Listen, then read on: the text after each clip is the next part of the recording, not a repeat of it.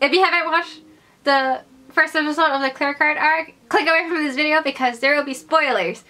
Hi guys, it's Nancy and I'm doing something very different today, so I hope you guys enjoy this. I'm going to be talking about Cardcaptor Sakura's Clear Card arc, the first episode, and I'm very sorry if I'm pronouncing Sakura the Western way. I know it's called Sakura, but I grew up with it being Sakura, and so I feel very weird saying Sakura. I feel like I'm being over the top. So if that annoys you or grates your gears, like, I'm sorry.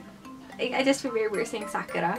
So before we start talking about the actual episode, can we talk about the opening to the Clear Card arc? The opening is such an homage to the first opening of Cardcaptor Sakura. With the opening song, it's like the flower petals like dropping onto the water. It's like they just took the original opening and just made it and updated it, and it's so gorgeous. And can we also talk about the amount of detail in her opening dress? Like, holy crap, like, I hope they make a figure of that. Like, this whole new season, I'm just like, imagine that in real life. I'm just so excited for all the potential merchandise. Before I start talking about the actual content of the first episode, the first 30 seconds is a clip of Kiro recapping the audience of the Cardcaptor Sakura storyline, and I thought it was a really cute addition. And you just see Spinel like directing Kiro. It's like, hey, hurry up! Like, there's only this amount of time, gotta hurry, hurry, hurry. I thought it was really cute, and I don't know how it is from an outsider's perspective, like for someone that hasn't watched it, or it's been a very long time since they've watched Cardcaptor Sakura, but I thought it was a really nice job. Before I get into the differences between the manga and the first episode itself, some moments that I really adored when the scene where Sakura's walking back home from school and then she sees Shaoran-kun, and I'm just like, oh, I got chills. It's like, my babies are finally together, like, I just want to like pinch their cheeks. It's hard to remember that like they're only in middle school. Like, so much time has passed since the first volume of the manga and then to like the last episode of the anime. It's like they're only in middle school, so it's like puppy love, and I'm just like, yes, they're finally together. Animation wise, I thought it was great. I did notice CGI was being used anytime it was related to the clear cards or like the glass shards or anything that's clear or transparent. CGI was definitely used for those parts. I'm not sure if like the scenes where she's like actually holding the clear cards, if that was CGI. If it was, it's really well done. And I know there's that debate where people are like very anti-CGI, and just a disclaimer, I am not like that. I don't mind CGI as long as it doesn't take away my experience, my viewing experience of the anime. So in this situation, I didn't notice CGI unless I actually looked for it, and that should be how it is. And there are just some animes where they just add CGI in just for the hell of it, and it really distracts the viewer. A comment on Risa-chan. I wonder why she's not at Tomoeda Middle School anymore. Huh. That whole relationship with the sensei was just very disturbing. It's interesting how they're trying to brush that relationship under the rug and pretend it never existed. Just an observation that I'm making.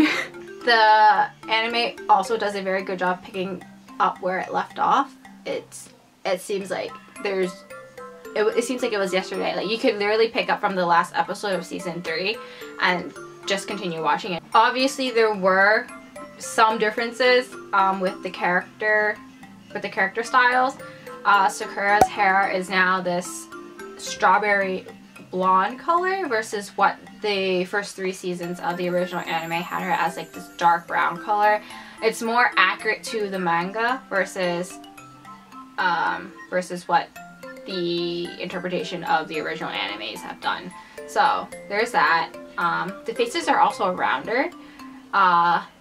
It doesn't bother me so much for the younger characters, but for Toya and Yuki, it's like I would have preferred them to have like sharper and angular faces because they're also in college, but they look like maybe not so much Toya, but Yuki looks like he's like 15, but he's obviously in university now, so there's that.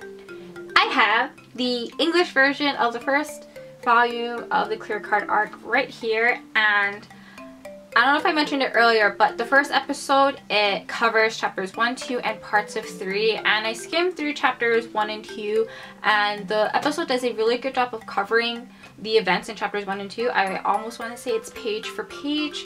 The major differences that I caught came into play near chapter 3, where in the anime it's where Sakura gets her new key, and in the manga there was it just seemed more tense between her and the mysterious figure versus in the anime where it was just like, oh no, I got a key.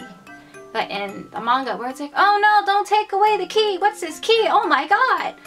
So it's interesting that they took away some speaking lines from the anime Sakura versus the manga Sakura.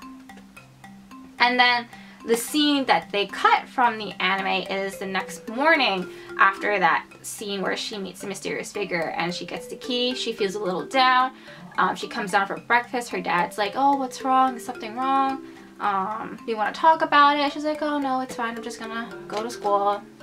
And then this Nadeshiko, like her spirit comes and her dad senses that spirit. So I'm not sure why they cut that scene out. It's an interesting scene to cut because I feel like it's important to the story later on.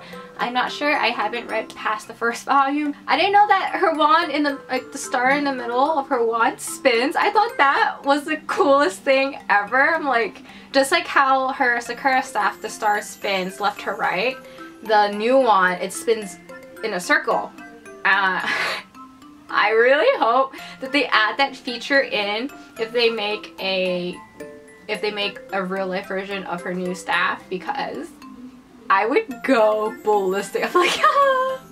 I just have a question where it's like when Sakura finally realizes that the key could be turned into a staff / wand, how does she know what she needs to say? Like, does she just make it up on the... She literally says, force without master, heed the call of my staff of dreams and become my power. Like, how do you make that up on the spot? Or is that just something that comes from her heart? I don't know. Just questions.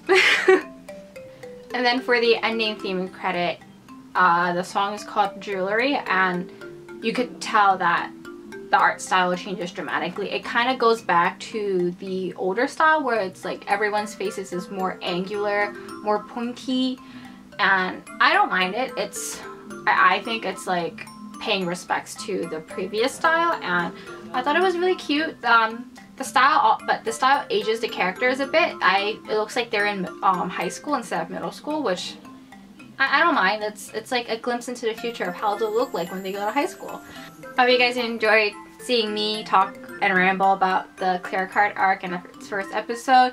If you guys enjoyed it as much as I did, let's have a discussion down below. If you're new to my channel and you like what you saw, hit that subscribe button down below and give this video a like if you guys enjoyed it. Also, follow me on my Instagram account, which will be linked down below. Until next time, bye guys! Who remembers when Toya was called Tori? I forgot what was Yuki's English name. I don't remember Yuki's English name. Tomoyo was Madison. Oh my god. People are gonna probably go like, no, that's not their names. I just thought that the American version was hilariously edited. Like they changed everything, and I could also recite the English theme song. Cardcaptor Sakura.